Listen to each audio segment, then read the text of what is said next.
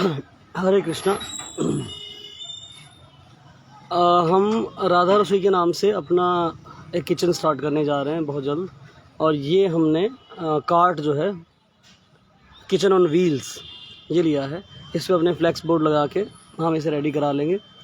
और ये 3 साइड से ओपन होता है और पूरी क्लोज्ड बॉडी है। जब आप यूज़ में इसको नहीं ले रहे हो तो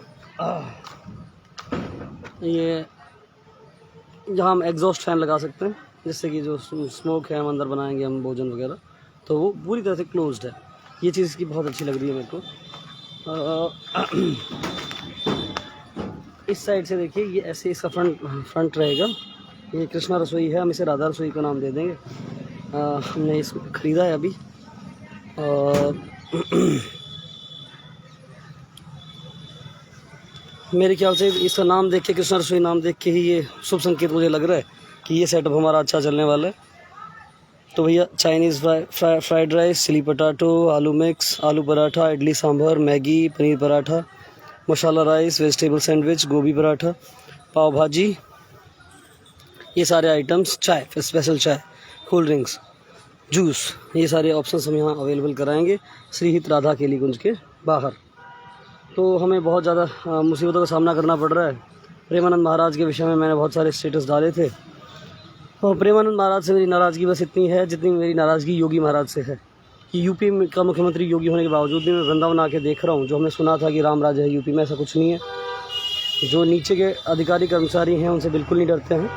करप्शन चल रहा है, व्यभिचार चल रहा है, अनाचार, दुर्व्यवहार, अन्याय हो रहा है, वृंदावन में हो रहा है। ये सारी चीज़ें देखने को मिल रही हैं। विकास के मामले में बहुत अच्छा सरकार काम कर रही है। रोड्स वगैरह का कंस्ट्रक्शन और बहुत सारी फैसिलिटीज़ प्रोवाइड कर रहे हैं। बाकी जो बेसिक चीज़ें हैं, आम आदमी, गरीब आदमी के हित की चीज़ें, वो दरकिनार कर दी जा रही हैं। और उसका नुकसान बीजेपी को आने वाले इलेक्शंस में उठाना पड़ेगा। ये डेफिनेट है, ये श्योर है, क्योंकि हमें लोगों के जन्म इनपुट से यहाँ मिल रहे हैं। तो वही शिकायत मेरी प्रेमानंद महाराज से है कि प्रेमानंद महाराज की वाणी ऐसे लगता है जैसे स्वयं भगवान श्री कृष्ण या राधा बोल रहे हैं, पर उनके जो शिष्य हैं उनका आचरण राक्षसों जैसा है, रावण जैसा है।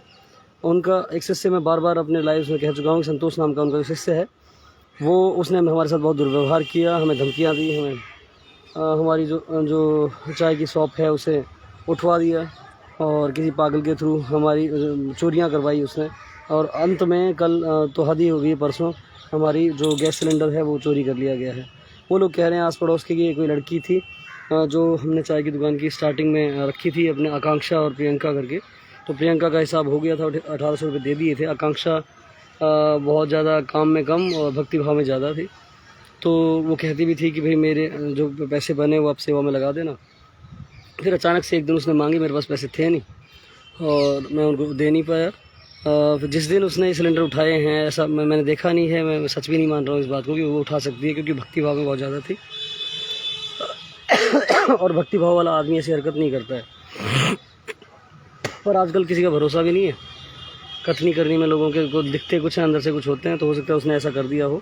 पर उसी दिन, जिस दिन उसने सिलेंडर अगर उसने उठाए हैं, तो उस दिन 11:46 पे मैंने उसे व्हाट्सएप पे मैसेज किया था। 1 रुपये उसके खाते में ट्रांसफ़र किए थे, उसने अकाउंट नंबर दिए हुए थे हमें, और उससे कहा था कि आप कंफर्म करो 1 रुपया अगर आपको रिसीव हो गया तो आपके 1300 रुपये हम डाल देते।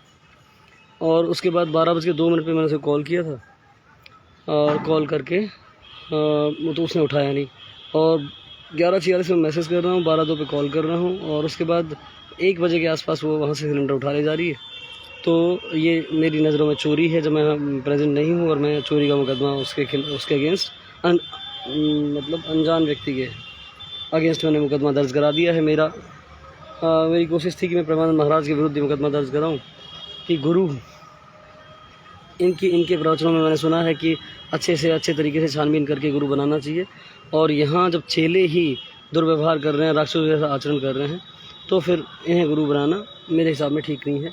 और अगर गलत कुछ हो रहा है तो कितना भी पावरफुल व्यक्ति क्यों ना हो, कितने फॉलोअर्स उसके क्यों ना हो, उसके विरुद्ध हमें खड़ा हो जाना चाहिए। ये शिक्षा भी हमें प्रेमानंद महाराज के प्रवचनों से मिली है, और हम उनके प्रवचनों के हिसाब से चलेंगे। हमने उनको मन से गुरु बना लिया है, तन से गुरु नहीं बनाया। दीक्षा ना ली है, ना लेंगे आगे भी। तो ये हमारा किचन का सेटअप रहेगा। इन हमें प्रताड़ित किया गया बार बार। कभी पानी भर दिया जाता है हमारी ढकेल में तो उसको गायब कर दिया जाता है, कभी चोरी करा दी जाती है, गुरु महाराज की तस्वीर चोरी करा दी जाती है, और पागलों का सहारा लेके ये संतोष नाम का व्यक्ति ये करा रहा है सारी चीज़ें। तो हार के हमने अब ये लास्ट में ये ली है हम एक दुकान ले रहे हैं और दुकान के सामने अपना ये सेटअप रखेंगे और ये चलाएंगे अपनी कृष्णा रसोई को राधा रसोई कर देंगे हम।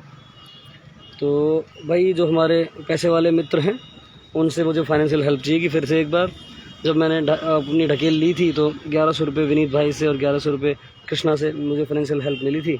कृष्ण पंडित जी है, हमारा पलवल वाला मित्र है। तो अब ये हमारा सेटअप थोड़ा बड़ा हो गया है, हमने तरक्की कर ली है। तो इसमें अगर थोड़ी बहुत कमी पड़ेगी तो फिर से रेडी हो जाओ भैया, तुम मेरी तरक्की में पार्टनर हो, मैं तुम्हें रिटर्न्स दूंगा भैया। ढकेल से मैं अब स्टील की इस पे आ गया हूँ। इसकी कीमत जाने भैया, इसकी कीमत का आइडिया है आपको? कुछ आइडिया है थोड़ा बहुत अंदाज़ा कुछ? इसकी कितने पैसे की पड़ेगी? हाँ बनाया था तो लाख रुपए के आसपास लगा होगा। किधर? लाख से ज़्यादा लगा था। अभी तो नहीं लाख मिल पाएंगे ना। हाँ तो अभी अंदाज़ा है कुछ 50-1000 रुपये।